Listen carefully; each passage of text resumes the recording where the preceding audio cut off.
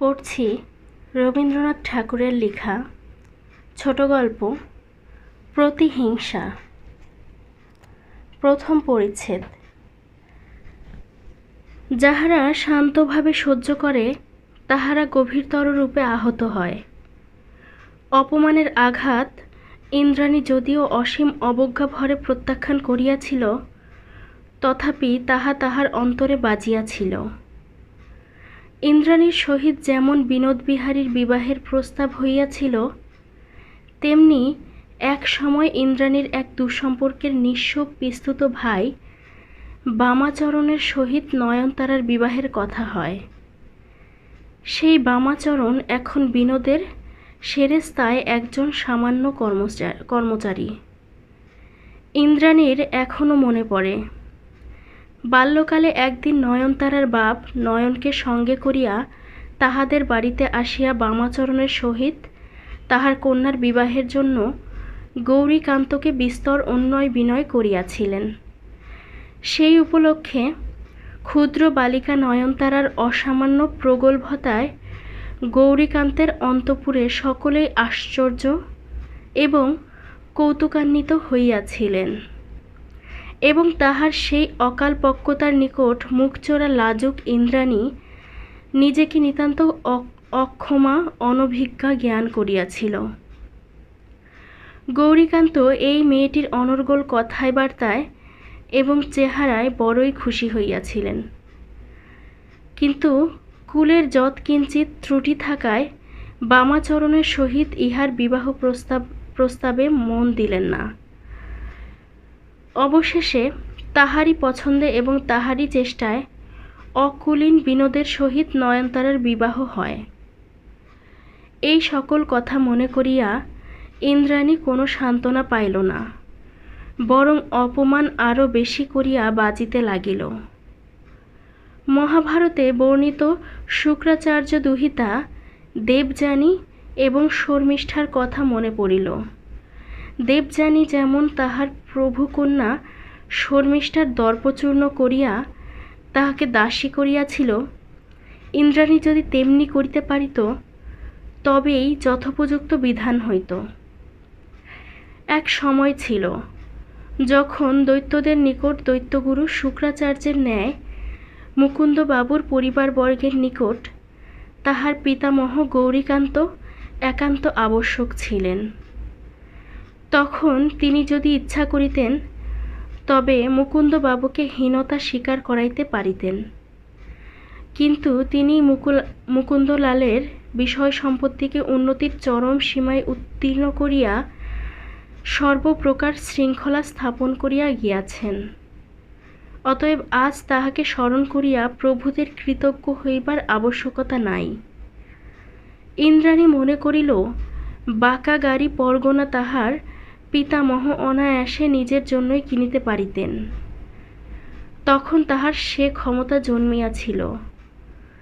তাহা না করিয়া তিনি সেটা মনিবকে কিনিয়া দিলেন। ইহা যে এক প্রকার দান করা, সে কথা কি আজ সেই মনিবের বংশে কেহ মনে করিয়া রাখিয়াছে? আমাদেরই দত্ত ধনমানের গর্বে তোমরা আমাদিগকে আজ অপমান করিবার অধিকার পাইয়াছ। ইহাই মনে করিয়া ইন্দ্রাণীর চিত্ত ক্ষুব্ধ হইয়া উঠিল। বাড়ি ফিরিয়া আসিয়া সে দেখিল তাহার স্বামী প্রভু গৃহের নিমন্ত্রণ ও তাহার পরে জমিদারি কাছারির সমস্ত কাজকর্ম সারিয়া তাহার শয়নকক্ষের একটি কেদারা আশ্রয় করিয়া নিভৃতে খবরের কাগজ পাঠ করিতেছেন। অনেকের ধারণা আছে যে স্বামী স্ত্রীর স্বভাব প্রায়ই একরূপ হইয়া থাকে।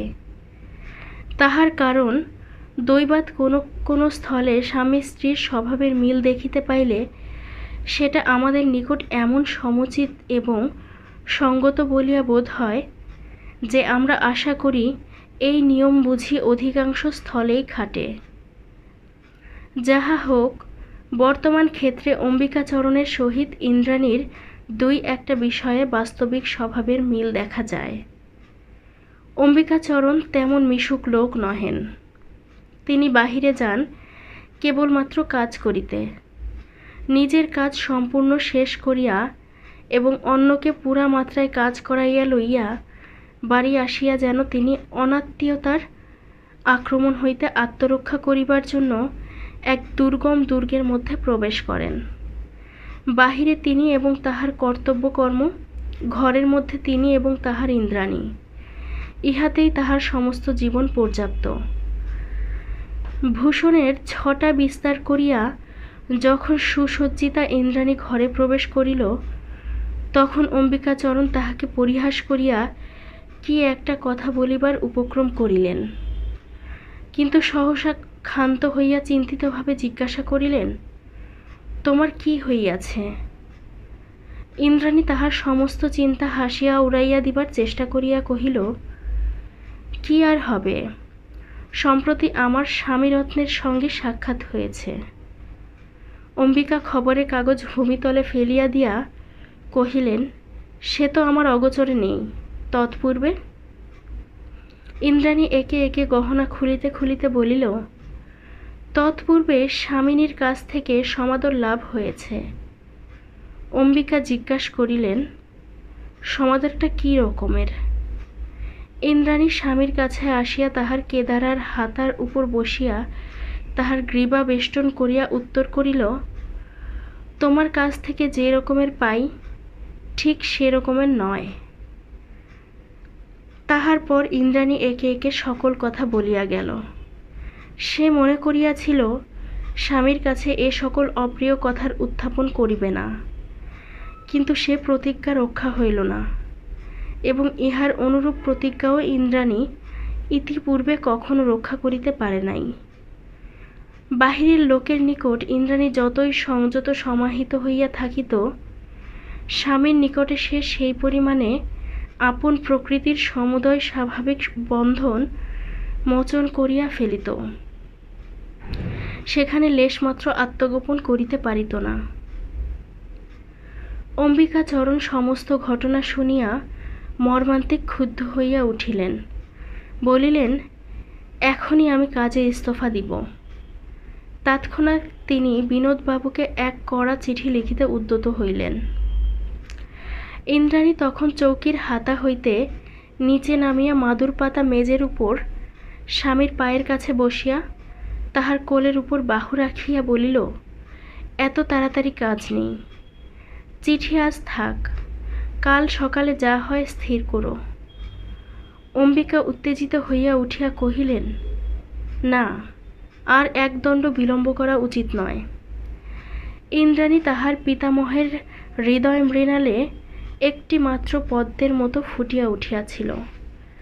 তাহার অন্তর হইতে সে যেমন স্নেহরস আকর্ষণ করিয়া লইয়াছিল, তেমনি পিতামহের চিত্ত সঞ্চিত অনেকগুলি ভাব সে অলক্ষ্যে গ্রহণ করিয়াছিল। মুকুন্দলালের পরিবারের প্রতি গৌরীকান্তের যে একটি অচল নিষ্ঠা ও ভক্তি ছিল, ইন্দ্রাণী যদিও তাহা সম্পূর্ণ প্রাপ্ত হয় নাই, কিন্তু প্রভু পরিবারের হিত সাধনে জীবন অর্পণ করা যে তাহাদের কর্তব্য, এই ভাবটি তাহার মনে দৃঢ় বদ্ধমূল হইয়া গিয়াছিল। তাহার সুশিক্ষিত স্বামী ইচ্ছা করিলে ওকালতি করিতে পারিতেন, সম্মানজনক কাজ লইতে পারিতেন, কিন্তু তাহার স্ত্রীর হৃদয়ের দৃঢ় সংস্কার অনুসরণ করিয়া তিনি অনন্য মনে সন্তুষ্ট চিত্তে বিনোদনের বিষয় সম্পত্তির তত্ত্বাবধান করিতেছিলেন। ইন্দ্রাণী যদিও অপমানে আহত হইয়াছিল, তথাপি তাহার স্বামী যে বিনোদবিহারীর কাজ ছাড়িয়া দিবে, এ তাহার কিছুতেই মনে লইল না। ইন্দ্রাণী তখন যুক্তির অবতারণা করিয়া মৃদু মিষ্ট স্বরে কহিল, বিনোদবাবুর তো কোনো দোষ নেই, তিনি এর কিছুই জানেন না। তার স্ত্রীর উপর রাগ করে তুমি হঠাৎ তাড়াতাড়ি তার সঙ্গে ঝগড়া করতে যাবে কেন? শুনিয়া অম্বিকাবাবু উচ্চস্বরে হাসিয়া উঠিলেন। নিজের সংকল্প তাহার নিকট অত্যন্ত হাস্যকর বলিয়া বোধ হইল। তিনি কহিলেন, সে একটা কথা বটে, কিন্তু মনিব হন আর যিনিই হন, ওদের ওখানে আর কখনো তোমাকে পাঠাচ্ছি নে। এই অল্প একটু ঝড়েই সেদিনকার মতো মেঘ কাটিয়া গেল। গৃহ প্রসন্ন হইয়া উঠিল এবং স্বামীর বিশেষ আদরে ইন্দ্রাণী বাহিরের সমস্ত অনাদর বিস্তৃত হইয়া গেল। তৃতীয় পরিচ্ছেদ। বিনোদবিহারী অম্বিকাচরণের উপর সম্পূর্ণ ভার দিয়া জমিদারির কাজ কিছুই দেখিতেন না। নিতান্ত নির্ভর ও অনিশ্চয়তাবশত কোনো কোনো স্বামী ঘরের স্ত্রীকে যেরূপ অবহেলার চক্ষে দেখিয়া থাকে, নিজের জমিদারির প্রতিও বিনোদের কতকটা সেই ভাবের উপেক্ষা ছিল। জমিদারির আয় এতই নিশ্চিত, এতই বাধা যে তাহাকে আয় বলিয়া বোধ হয় না। তাহা অভ্যস্ত এবং তাহার কোনো আকর্ষণ ছিল না। বিনোদের ইচ্ছা ছিল একটা সংক্ষেপ সুড়ঙ্গ পথ অবলম্বন করিয়া হঠাৎ এক রাত্রির মধ্যে কুবেরের ভাণ্ডারের মধ্যে প্রবেশ করিবেন। সেই জন্য নানা লোকের পরামর্শে তিনি গোপনে নানা প্রকার আজগুবি ব্যবসায় হস্তক্ষেপ করিতেন। কখনো স্থির হইত দেশের সমস্ত বাবলা গাছ জমা লইয়া গরুর গাড়ির চাকা তৈরি করাইবেন। কখনো পরামর্শ হইত সুন্দরবনের সমস্ত মধুচক্র তিনি আহরণ করিবেন। কখনো লোক পাঠাইয়া পশ্চিম প্রদেশের বনগুলি বন্দোবস্ত করিয়া হরিতকীর ব্যবসায় একচেটে করিবার আয়োজন হইত। বিনোদ মনে মনে ইহা বুঝিতেন যে অন্য লোক শুনিলে হাসিবে, সেই জন্য কাহারও কাছে প্রকাশ করিতে চাহিতেন না। বিশেষত অম্বিকাচরণকে তিনি একটু বিশেষ লজ্জা করিতেন। অম্বিকা পাছে মনে করেন তিনি টাকাগুলো নষ্ট করিতে বসিয়াছেন, সেজন্য মনে মনে সংকুচিত ছিলেন। অম্বিকার নিকট তিনি এমনভাবে থাকিতেন যেন অম্বিকাই জমিদার এবং তিনি কেবল বসিয়া থাকিবার জন্য বার্ষিক কিছু বেতন পাইতেন। নিমন্ত্রণের পরদিন হইতে নয়নতারা তাহার স্বামীর কানে মন্ত্র দিতে লাগিলেন। তুমি তো নিজে কিছুই দেখো না, তোমাকে অম্বিকা হাত তুলিয়া যাহা দেয় তাহাই তুমি শিরোধার্য করিয়া লও। এদিকে ভিতরে ভিতরে কি সর্বনাশ হইতেছে তাহা কেহই জানে না। তোমার ম্যানেজারের স্ত্রী যা গয়না পরিয়া আসিয়াছিল, এমন গয়না তোমার ঘরে আসিয়া আমি কখনো চক্ষেও দেখি নাই। এসব গয়না সে পায় কোথা হইতে, এবং এত দেমাকি বা তাহার বাড়িল কিসের জোরে, ইত্যাদি ইত্যাদি। গহনার বর্ণনা নয়নতারা অনেকটা অতিরিক্ত করিয়া বলিল, এবং ইন্দ্রাণী নিজ মুখে তাহার দাসীকে কি সকল কথা বলিয়া গেছে তাহাও সে বহুল পরিমাণে রচনা করিয়া গেল। বিনোদ দুর্বল প্রকৃতির লোক। একদিকে সে পরের প্রতি নির্ভর না করিয়াও থাকিতে পারে না, অপরদিকে যে তাহার কানে যেরূপ সন্দেহ তুলিয়া দেয় সে তাহাই বিশ্বাস করিয়া বসে। ম্যানেজার যে চুরি করিতেছে, মুহূর্তকালের মধ্যেই এ বিশ্বাস তাহার দৃঢ় হইল। বিশেষত কাজ সে নিজে দেখে না বলিয়া কল্পনায় সে নানা প্রকার বিভীষিকা দেখিতে লাগিল। অথচ কেমন করিয়া ম্যানেজারের চুরি ধরিতে হইবে তাহারও রাস্তা সে জানে না। স্পষ্ট করিয়া তাহাকে কিছু বলিতে পারে এমন সাহস নাই। মহা মুশকিল হইল। অম্বিকাচরণের একাধিপত্যে কর্মচারীগণ সকলে ঈর্ষান্বিত ছিল। বিশেষত গৌরীকান্ত তাহার যে দূরসম্পর্কীয় ভাগিনেও বামাচরণকে কাজ দিয়াছিলেন, অম্বিকার প্রতি বিদ্বেষ তাহারই সর্বাপেক্ষা অধিক ছিল। কারণ সম্পর্ক প্রভৃতি অনুসারে সে নিজেকে অম্বিকার সমান জ্ঞান করিত, এবং অম্বিকা তাহার আত্মীয় হইয়াও কেবলমাত্র ঈর্ষাবশতই তাহাকে উচ্চপদ দিতেছে না, এ ধারণা তাহার দৃঢ় ছিল। পদ পাইলেই পদের উপযুক্ত যোগ্যতা আপনি যোগায়, এই তাহার মত। বিশেষত ম্যানেজারের কাজকে সে অত্যন্ত তুচ্ছ জ্ঞান করিত। বলিত, সেকালে রথের উপর যেমন ধ্বজা থাকিত, আজকাল আপিসের কাজে ম্যানেজার সেইরূপ ঘোড়া বেটা খাটিয়া মরে, আর ধ্বজা মহাশয় রথের সঙ্গে সঙ্গে কেবল দর্প ভরে দুলিতে থাকেন। বিনোদ ইতিপূর্বে কাজকর্মের কোনো খোঁজ খবর লইত না। কেবল যখন ব্যবসা উপলক্ষে হঠাৎ অনেক টাকার প্রয়োজন হইত, তখন গোপনে খাজাঞ্চিকে ডাকিয়া জিজ্ঞাসা করিত, এখন তহবিলে কত টাকা আছে। খাজাঞ্চি টাকার পরিমাণ বলিলে কিঞ্চিৎ ইতস্তত করিয়া সে টাকাটা চাহিয়া ফেলিত, যেন তাহা পরের টাকা। খাজাঞ্চি তাহার নিকট সই লইয়া টাকা দিত। তাহার পরে কিছুকাল ধরিয়া অম্বিকা বাবুর নিকট বিনোদ কুণ্ঠিত হইয়া থাকিত। কোনো মতে তাহার সহিত সাক্ষাৎ না হইলেই আরাম বোধ করিত। অম্বিকাচরণ মাঝে মাঝে ইহা লইয়া বিপদে পড়িতেন, কারণ জমিদারের অংশ জমিদারকে দিয়া তহবিলে প্রায় আমানতি, সদর খাজনা অথবা আমলাবর্গের বেতন প্রভৃতি খরচের টাকা জমা থাকিত। সে টাকা অন্যায় ব্যয় হইয়া গেলে বড়ই অসুবিধা ভোগ করিতে হইত। কিন্তু বিনোদ টাকা লইয়া এমনই চোরের মতো লুকাইয়া বেড়াইত যে তাহাকে এ সম্বন্ধে কোনো কথা বলিবার অবসর পাওয়া যাইত না।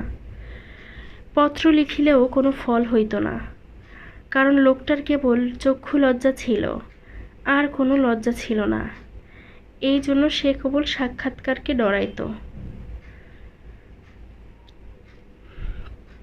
ক্রমে যখন বিনোদ বাড়াবাড়ি করিতে লাগিল, তখন অম্বিকাচরণ বিরক্ত হইয়া লোহার সিন্দুকের চাবি নিজের কাছে রাখিলেন।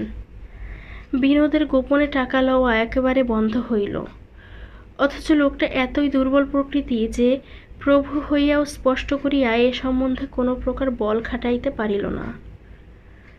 অম্বিকাচরণের বৃথা চেষ্টা। অলক্ষ্মী যাহার সহায় লোহার সিন্দুকের চাবি তাহার টাকা আটক করিয়া রাখিতে পারে না, বরং হিতে বিপরীত হইল।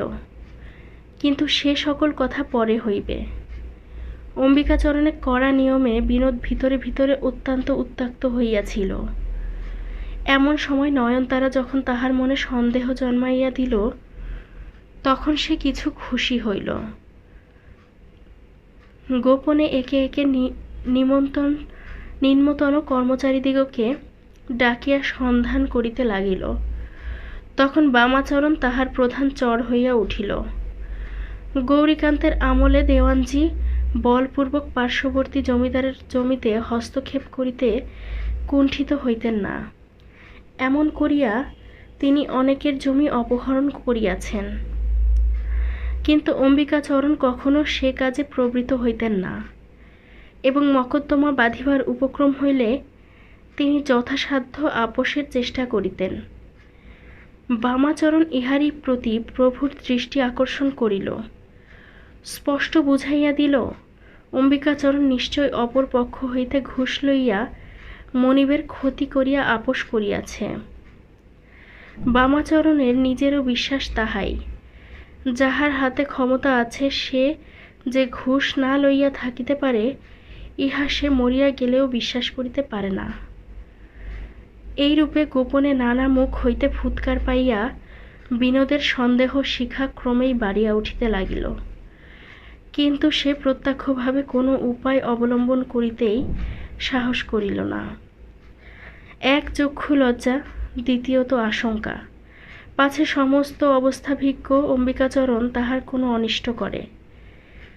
অবশেষে নয়নতারা স্বামীর এই কাপুরুষতায় জ্বলিয়া পুড়িয়া বিনোদের অজ্ঞাতসারে একদিন অম্বিকাচরণকে ডাকিয়া পর্দার আড়াল হইতে বলিলেন, তোমাকে আর রাখা হবে না, তুমি বামাচরণকে সমস্ত হিসেব বুঝিয়ে দিয়ে চলে যাও। তাহার সম্বন্ধে বিনোদের নিকট আন্দোলন উপস্থিত হইয়াছে, সে কথা অম্বিকা পূর্বেই আভাসে জানিতে পারিয়াছিলেন। সেজন্য নয়নতারার কথায় তিনি তেমন আশ্চর্য হন নাই। তৎক্ষণাৎ বিনোদ বিহারীর নিকট গিয়া জিজ্ঞাসা করিলেন, আমাকে কি আপনি কাজ থেকে নিষ্কৃতি দিতে চান? বিনোদ শশব্যস্ত হয়ে কহিল, না, কখনোই না। অম্বিকাচরণ পুনর্বার জিজ্ঞাসা করিলেন, আমার উপর কি আপনার কোনো সন্দেহের কারণ ঘটেছে? বিনোদ অত্যন্ত অপ্রতিভ হইয়া কহিল, কিছুমাত্র না। অম্বিকাচরণ নয়নতারার ঘটনা উল্লেখ মাত্র না করিয়া আপিসে চলিয়া আসিলেন। বাড়িতে ইন্দ্রাণীকেও কিছু বলিলেন না। এইভাবে কিছুদিন গেল। এমন সময় অম্বিকাচরণ ইনফ্লুয়েঞ্জায় পড়িলেন। শক্ত ব্যামো নহে, কিন্তু দুর্বলতাবশত অনেকদিন আপিস কামাই করিতে হইল। সেই সময় সদর খাজনা দেয় এবং অন্যান্য কাজের বড় ভিড়। সেই জন্য একদিন সকালে রোগশয্যা ত্যাগ করিয়া অম্বিকাচরণ হঠাৎ আপিসে আসিয়া উপস্থিত হইলেন। সেদিন কেহই তাহাকে প্রত্যাশা করে নাই এবং সকলেই বলিতে লাগিল, আপনি বাড়ি যান, এত কাহিল শরীরে কাজ করিবেন না। অম্বিকাচরণ নিজের দুর্বলতার প্রসঙ্গ উড়াইয়া দিয়া ডেস্কে গিয়া বসিলেন। আমলারা সকলেই কিছু যেন অস্থির হইয়া উঠিল এবং হঠাৎ অত্যন্ত অতিরিক্ত মনোযোগের সহিত নিজ নিজ কাজে প্রবৃত্ত হইল। অম্বিকাচরণ ডেস্ক খুলিয়া দেখেন, তাহার মধ্যে তাহার একখানি কাগজও নাই। সকলকে জিজ্ঞাসা করিলেন, এ কি? সকলেই যেন আকাশ হইতে পড়িল। চোরে লইয়াছে কি ভূতে লইয়াছে, কেহ ভাবিয়া স্থির করিতে পারিল না। বামাচরণ কহিল, আরে মশাই, আপনারা ন্যাকামি রেখে দিন। সকলেই জানেন ওর কাগজপত্র বাবু নিজে তলব করে নিয়ে গেছেন।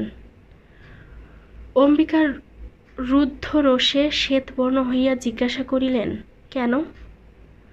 বামাচরণ কাগজ লিখিতে লিখিতে বলিলেন, সে আমরা কেমন করে বলবো? বিনোদ অম্বিকাচরণ অনুপস্থিতি সুযোগে বামাচরণের মরণাক্রমে নতুন চাবি তৈয়ার করিয়া ম্যানেজারের প্রাইভেট ডেস্ক খুলিয়া তাহার সমস্ত কাগজপত্র পরীক্ষা করিতে লইয়া গিয়াছেন। চতুর বামাচরণ সে কথা গোপন করিল না। অম্বিকা অপমানিত হইয়া কাজে ইস্তফা দেন, ইহা তাহার অনভিপ্রেত ছিল না।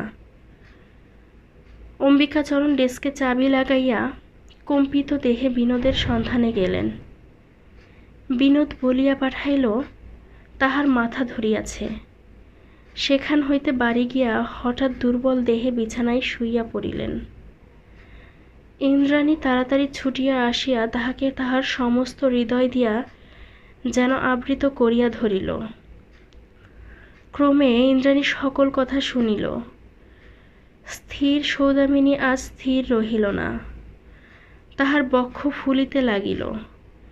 বিস্ফারিত মেঘ কৃষ্ণ চক্ষুপ্রান্ত হইতে উন্মুক্ত বজ্রশিখা সুতীব্র উগ্র জ্বালা বিক্ষেপ করিতে লাগিল। এমন স্বামীর এমন অপমান, এত বিশ্বাসের এই পুরস্কার! ইন্দ্রাণীর এই অতুগ্র নিঃশব্দ রোষদাহ দেখিয়া অম্বিকার রাগ থামিয়া গেল। তিনি যেন দেবতার শাসন হইতে পাপীকে রক্ষা করিবার জন্য ইন্দ্রাণীর হাত ধরিয়া বলিলেন, বিনোদ ছেলে মানুষ, দুর্বল স্বভাব, 5 জনের কথা শুনে তার মন বিগড়ে গেছে। তখন ইন্দ্রাণী 2 হস্তে তাহার স্বামীর গলদেশ বেষ্টন করিয়া তাহাকে বক্ষের কাছে টানিয়া লইয়া আবেগের সহিত চাপিয়া ধরিল এবং হঠাৎ তাহার 2 চক্ষুর রোষদীপ্তি ম্লান করিয়া ঝরঝর করিয়া অশ্রুজল ঝরিয়া পড়িতে লাগিল। পৃথিবীর সমস্ত অন্যায় হইতে, সমস্ত অপমান হইতে 2 বাহু পাশে টানিয়া লইয়া সে যেন তাহার হৃদয় দেবতাকে আপন হৃদয় মন্দিরে তুলিয়া রাখিতে চায়। স্থির হইল অম্বিকাচরণ এখনই কাজ ছাড়িয়া দিবেন। আজ আর কেহ তাহাকে কিছুমাত্র প্রতিবাদ করিল না। কিন্তু এই তুচ্ছ প্রতিশোধে ইন্দ্রাণীর মন কিছুই সান্ত্বনা মানিল না। যখন সন্দিগ্ধ প্রভু নিজেই অম্বিকাকে ছাড়াইতে উদ্যত, তখন কাজ ছাড়িয়া দিয়া তাহার আর কি শাসন হইল। কাজে জবাব দিবার সংকল্প করিয়াই অম্বিকার রাগ থামিয়া গেল। কিন্তু সকল কাজকর্ম, সকল আরাম বিশ্রামের মধ্যে ইন্দ্রাণীর রাগ তাহার হৃৎপিণ্ডের মধ্যে জ্বলিতে লাগিল। পরিশিষ্ট। এমন সময়ে চাকর আসিয়া খবর দিল, বাবুদের বাড়ির খাজাঞ্চি আসিয়াছে। অম্বিকা মনে মনে করিলেন, বিনোদ স্বাভাবিক চক্ষুলজ্জা বশত খাজাঞ্চির মুখ দিয়া তাহাকে কাজ হইতে জবাব দিয়া পাঠাইয়াছেন। সেই জন্য নিজেই একখানি ইস্তফাপত্র লিখিয়া খাজাঞ্চির হস্তে গিয়া দিলেন। খাজাঞ্চি তৎসম্বন্ধে কোনো প্রশ্ন না করিয়া কহিল, সর্বনাশ হইয়াছে। অম্বিকা জিজ্ঞাসা করিলেন, কি হইয়াছে? তদুত্তরে শুনিলেন, যখন হইতে অম্বিকাচরণের সতর্কতাবশত খাজাঞ্চিখানা হইতে বিনোদের টাকা লওয়া বন্ধ হইয়াছে, তখন হইতে বিনোদ নানা স্থান হইতে গোপনে বিস্তর টাকা ধার লইতে আরম্ভ করিয়াছিল। একটার পর আর একটা ব্যবসা ফাঁদিয়া সে যতই প্রতারিত ও ক্ষতিগ্রস্ত হইতেছিল, ততই তাহার চোখ চড়িয়া যাইতেছিল, ততই নতুন নতুন অসম্ভব উপায়ে আপন ক্ষতি নিবারণের চেষ্টা করিয়া অবশেষে আকণ্ঠ ঋণে নিমগ্ন হইয়াছে। অম্বিকাচরণ তখন পীড়িত ছিলেন। তখন বিনোদ সেই সুযোগে তহবিল হইতে সমস্ত টাকা উঠাইয়া লইয়াছে। বাঁকা গাড়ি পরগনার অনেক কাল হইতে পার্শ্ববর্তী জমিদারের নিকট রেহেনে আবদ্ধ। সে এ পর্যন্ত টাকার জন্য কোনো প্রকার তাগাদা না দিয়া অনেক টাকা সুদ জমিতে দিয়াছে। এখন সময় বুঝিয়া হঠাৎ ডিক্রি করিয়া লইতে উদ্যত হইয়াছে। এই তো বিপদ। শুনিয়া অম্বিকাচরণ কিছুক্ষণ স্তম্ভিত হইয়া রহিলেন। অবশেষে কহিলেন, আজ কিছুই ভেবে উঠতে পারছি নে, কাল এর পরামর্শ করা যাবে। খাজাঞ্চি যখন বিদায় লইতে উঠিলেন, তখন অম্বিকা তাহার ইস্তফাপত্র চাহিয়া লইলেন। অন্তঃপুরে আসিয়া অম্বিকা ইন্দ্রাণীকে সকল কথা বিস্তারিত জানাইয়া কহিলেন, বিনোদের এ অবস্থায় তো আমি কাজ ছেড়ে দিতে পারি নে। ইন্দ্রাণী অনেকক্ষণ প্রস্তর মূর্তির মতো স্থির হইয়া রহিল। অবশেষে অন্তরের সমস্ত বিরোধ দ্বন্দ্ব সবলে দমন করিয়া নিঃশ্বাস ফেলিয়া কহিল, না, এখন ছাড়তে পারো না। তাহার পর কোথায় টাকা করিয়া সন্ধান পড়িয়া গেল। যথেষ্ট পরিমাণে টাকা আর জুটে না। অন্তঃপুর হইতে গহনাগুলি সংগ্রহ করিবার জন্য অম্বিকা বিনোদকে পরামর্শ দিলেন। ইতপূর্বে ব্যবসা উপলক্ষে বিনোদ সে চেষ্টা করিয়াছিলেন, কখনো কৃতকার্য হইতে পারেন নাই। এবারে অনেক অনুনয় বিনয় করিয়া, অনেক কাঁদিয়া কাটিয়া, অনেক দীনতা স্বীকার করিয়া গহনাগুলি ভিক্ষা চাইলেন।